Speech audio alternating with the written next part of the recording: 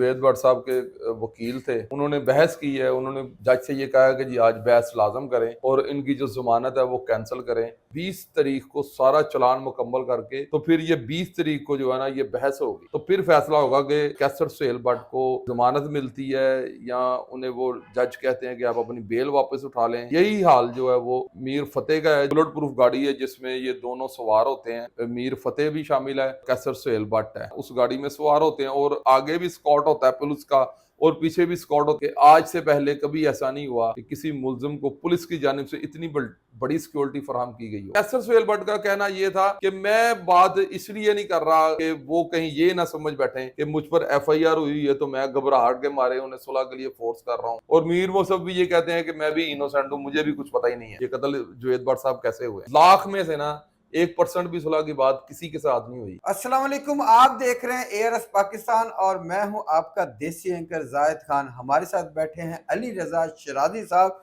जिनके पास तीफी भट्ट साहब और बिलाल फैमिली की नई अपडेट आई है। कैसर भट्ट साहब दुबई गए से, दुबई से जब वापस आए उनके साथ इनकी कोई डिस्कस हुई या अंदरूनी जराए से इनके पास करंट खबर आई है, तो इनसे बात करते हैं कि वो खबर कौन सी है। अस्सलाम वालेकुम। वालेकुम अस्सलाम जाहिद भाई, कैसे हो? ठीक हो? सर अल्हम्दुलिल्लाह। पता लगा कि कैसर भट्ट साहब दुबईयों वापस आ गए ने जी ते की अपडेट लेके आए ने। जाहिद भाई वो कोई अपडेट लेके नहीं आए, वो तो अपनी तारीख पर वापस आए। उनकी 6 तारीख थी, तो उसके बाद वो अदालत में पेश हुए हैं। तो जो जुवेद भट्ट साहब के वकील थे उन्होंने बहस की है। उन्होंने जज से ये कहा कि जी आज बहस लाजम करें और इनकी जो ज़मानत है वो कैंसिल करें। तो वो इसलिए ये वाक़या पेश आया है क्योंकि जो तफ्तीशी अफसर है वो अपनी जो मिसल मुकदमा है वो मुकम्मल करके नहीं लेके आया था। तो जज साहब ने जो ऑर्डर किया है वो नेक्स्ट ये किया है उस केस में कि मीर फतेह और जो कैसर सुहेल भट्ट हैं वो शामिल तफ्तीश हो चुके हैं। उन्होंने अपनी जितने भी उनके पास बेगुनाही के सबूत थे वो उन्होंने दे दिए हुए हैं। अब पुलिस का काम है जो वो मुकम्मल करके चलान को लेके आए। तो उन्होंने जज साहब ने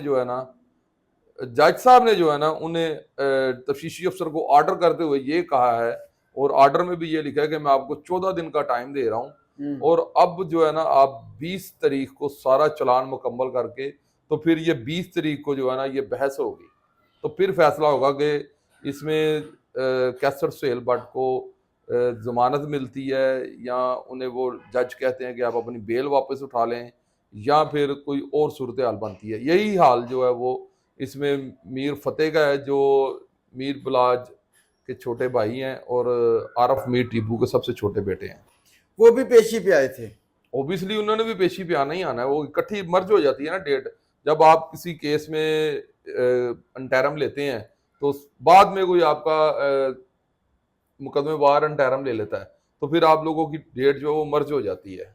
अच्छा, अब ये बताएं कि जब ये कैसर भट्ट साहब और अमीर फतेह पेशी पे आए हैं तो सिक्योरिटी इनके साथ थी या इनके जाती गार्ड थे या किस तरह आए ये एक्चुअली हुआ ये है कि ये जब इससे पहले एक डेट थी इनकी 22 तारीख थी, तो उसमें जो है ना वहाँ के जो इंचार्ज हैं सिक्योरिटी के, उन्होंने कैसर सुहेल भट्ट को रोक कर ये कहा था कि आपकी जो है ना सिक्योरिटी के लोग जो हैं वो बाहर बैठेंगे और SP सिक्योरिटी ने फिर इन्हें सिक्योरिटी जो है वहाँ पर अदालत में फराहम की है।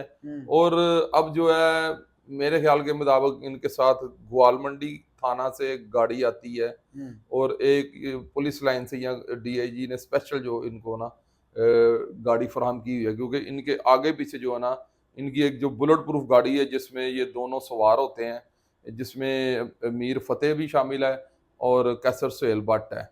ये मेरे ख्याल से ना उस गाड़ी में सवार होते हैं और आगे भी स्कॉट होता है पुलिस का और पीछे भी स्कॉट होता है, और दूसरी जो जानिब है इनकी लातादाद जो गाड़ियां हैं और बाइक्स हैं उनमें ये तारीख पर आते और जाते हैं। आप क्या कहते हैं, ये एक वजीर आजम जैसा प्रोटोकॉल था या लोगों को पता चल रहा है कि पेशी पे जा रहे हैं, किस तरह का लग रहा था आपको?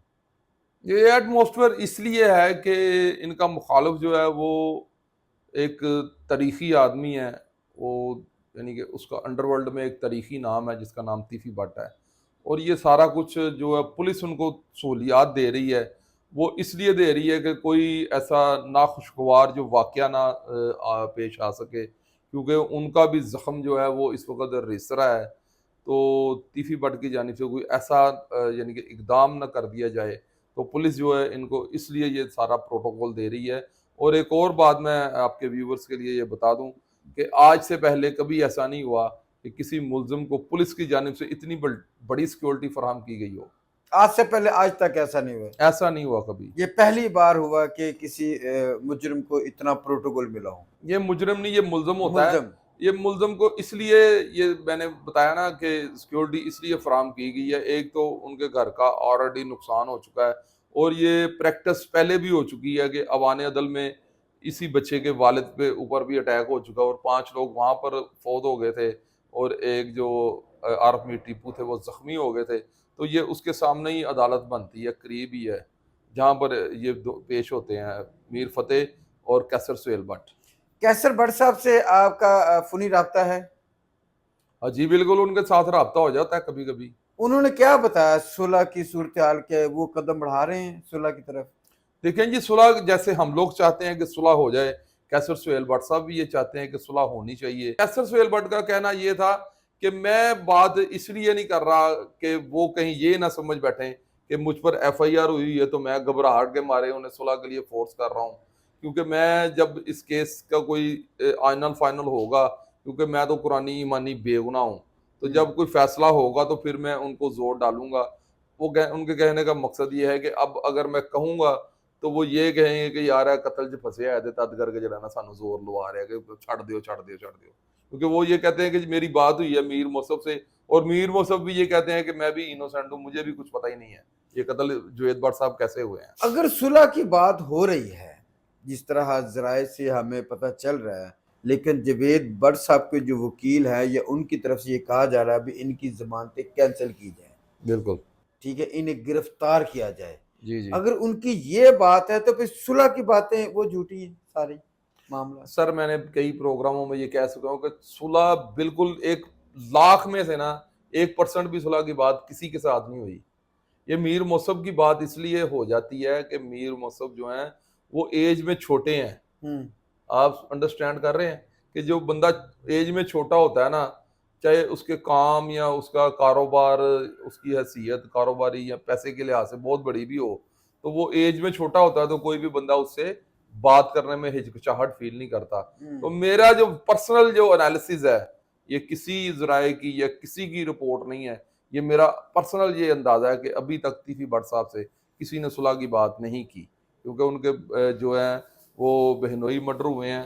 तो उसके बाद जो है पहले, क्योंकि देखें सुलह इसी तरह ही होती है कि जब आप दोनों घरों से कोई क्यू आता है, जब हम लोग ये शुरू करते हैं ना तो आवाज आती है आपकी क्यू क्यों शुरू करें, हाँ जी, ठीक है ना। तो किसी जगह से अभी क्यों नहीं मिला, दोनों घरों से अभी क्यों नहीं मिला, ये आप अंदाजा कर लें कि क्यों नहीं मिला। अब आपको समझ आ गई इस बात की, हाँ बिल्कुल। व्यूअर्स शायद समझ सके या ना समझ सके, जब आप शुरू करते हैं ना प्रोग्राम तो आप कहते हैं क्यों शुरू हो गया, तो ये दोनों तरफ से क्यों ही नहीं मिला, अभी क्यों नहीं मिला, क्यों ही नहीं मिला दोनों घरों से। कैसर भट्ट साहब अभी तक मीडिया के सामने क्यों नहीं आ रहे, इसकी क्या वजह है? ये कोई उन पर कोई पाबंदी नहीं है, वो ये चाहते हैं कि जो ये कैमरा है ना, ये जो माइक है, इसमें वो जो ना इंसान के जो एंकर हैं, जैसे आप मेरे साथ बात कर रहे हैं, तो कोई ना कोई मेरे मुंह से ऐसी बात भी निकल सकती है कि जो बाद में मैं सोचूं कि यार इसे कट कर दो, या बाद में ये मैं सोचूं कि यार है मैं की कहता है। तो वो ये चाहते हैं कि मे बी मैं किसी को इंटरव्यू दे दूं तो वो इंटरव्यू में वो बात जो है वो क्लिप कर गए, तो जो यानी कि मजीद जो है इस लाहौर में लड़ाई का मौजब ना बन जाए, मेरे मुंह से कोई ऐसी बात ना निकले जो चिंगारी का काम करे। चिंगारी का काम कर जाए, यानी कि पेट्रोल पर आग डाल जाए। ये पेट्रोल देखे ना, जिस घर के में कत्लो गारत हुई होती है, उस घर में समझे कि पेट्रोल डला हुआ है, तो वो चिंगारी का ही काम है सिर्फ, और कुछ नहीं। तो आपको क्या लगता है कि ये पेशी अगली लास्ट पेशी होगी, उसके बाद जमानत कंफर्म हो जाएगी भट्ट साहब की? आपका क्या तज्जिया है? मेरे अंदाजे के मुताबिक जो है ये दोनों को जज जो है इस मरतबा ये कहेगा कि जमानत उठा लें आप लोग, पुलिस उन्हें ये बेगुनाह लिख देगी, दोनों को बेगुनाह लिख देगी, दोनों को बेगुनाह लिख देगी। अच्छा, अमीर फतेह के साथ हसन पहलवान जो हैं वो साथ आते हैं लेकिन मीडिया पे नहीं आते, क्या वजह? देखिए मीडिया पर आना से कोई उनका केस हल होना हो तो मैं आज ही जाता हूँ भाई पहलवान के पास भी, वो भी मीडिया पे आ जाएंगे, हसन पहलवान भी आ जाएंगे। केस तो हल होना है अदालतों में, या अल्लाह ने इनकर दिलों पर रहम फरमाना है दोनों घरों के, तो इन्होंने सुलह करनी है तो फिर ये केस पे मसले सॉल्व होने हैं। हसन पहलवान के इंटरव्यू देने से मसला सॉल्व थोड़ी होता है, या भाई पहलवान के इंटरव्यू देने से मसला सॉल्व होता है। ये लोगों की क्या सराइयां हैं कि जी भाई पहलवान नहीं बोल रहा, भाई पहलवान नहीं बोल रहा, अल्लाह माफ करे, तौबा इस्तगफार। ये कोई शर्त है इस केस में कि इंटरव्यू देने हैं जी यूट्यूब को या स्ट्रीम मीडिया को इंटरव्यू देने हैं लाजम? ये तीफी भट्ट साहब ने भी इंटरव्यू देने हैं, ये जरूरी नहीं है इंटरव्यू देना। ये तो देखें अभी कैसर भट्ट साहब भी अपने जो चैनल पे बात करते हैं, वो वीडियो लगाते हैं, अपनी तस्वीरें पोस्ट करते हैं, मीर मौसफ साहब भी करते हैं। ऐसे ही है, जो सोशल लोग होते हैं वो अपनी अपनी एक्टिविटीज लगाते रहते हैं, शो करते रहते हैं। तो तीफी भट्ट साहब की जो फैमिली है, जो उनके घर में जो यानी कि उनके भांजा है हमजा भट्ट, जो कि जुवेद भट्ट साहब का बेटा है, ना वो सोशल है और ना ये सोशल है। इनके घर से एक बहुत सोशल आदमी था जिसका नाम गोगी भट्ट है, वो आजकल मंजर से गायब हुए हैं। तो फिर उन्होंने इंटरव्यू भी देने थे, उन्होंने टिकटॉकें भी लगानी थी, अखीर कर देनी थी, उन्होंने मुकाबले में करनी थी टिकटॉकें। इस पूरे मामलात में अभी तक गोगी भट्ट साहब का ना कोई बयान आया, ना कोई इंटरव्यू आया, ना कोई पोस्ट आई सोशल मीडिया पे, उसकी क्या वजह? उसकी वजह यह है कि वो उनकी अपनी एक जाती थिंकिंग है कि जब मैं इंटरम कराऊंगा तो मैं क्लियर होऊंगा, तो फिर मैं जो मर्जी करूंगा। टिकटॉक भी बनाएंगे वो, अपना टीवी पर भी आएंगे, सोशल मीडिया पर भी आएंगे, सब कुछ करेंगे। वो है सोशल, उनके बारे में अगर बात करना चाहें आप तो वो सोशल हैं। वो सोशल हैं, लेकिन बिल्कुल। अभी तक वो नजर नहीं आ रहे किसी जगह पे भी। मुमकिन है कुछ अपनी प्रॉब्लम्स की वजह से वो ना आते हो इस पे। तो दिल तो उनका बड़ा करता है, क्योंकि मुबश्शिर लकुमान ने यहाँ तक भी कहा था कि उन्हें एक्टिंग का भी शौक है। गोगी भट्ट साहब को? मुबश्शिर लकुमान ने ये कहा था। अच्छा जी। हाँ। तो नाज़रीन, जैसा कि आपने अली रजा शराजी साहब की बातें सुनी, और आपको नेक्स्ट अपडेट जो 20 तारीख होगी वो इंशाअल्लाह ताला इस केस के लिए बेहतर साबित होगी और दोनों खानदानों के लिए बेहतर साबित होगी। और सुलह 1 लाख में अभी 1% भी किसी तरफ से क्यों नहीं आया? ये जितनी भी बातें हैं सब फेक हैं, झूठी हैं, लेकिन दुआ सबकी है, कोशिश सबकी है कि इन दो खानदानों में सुलह हो जाए। तो इस केस के हवाले से जैसे कोई नई अपडेट आएगी तो हम फिर आपके सामने आएंगे। अली रजा शराजी साहब और मुझे दीजिएगा इजाजत, मिलते एक नए प्रोग्राम के साथ। अल्लाह हाफिज।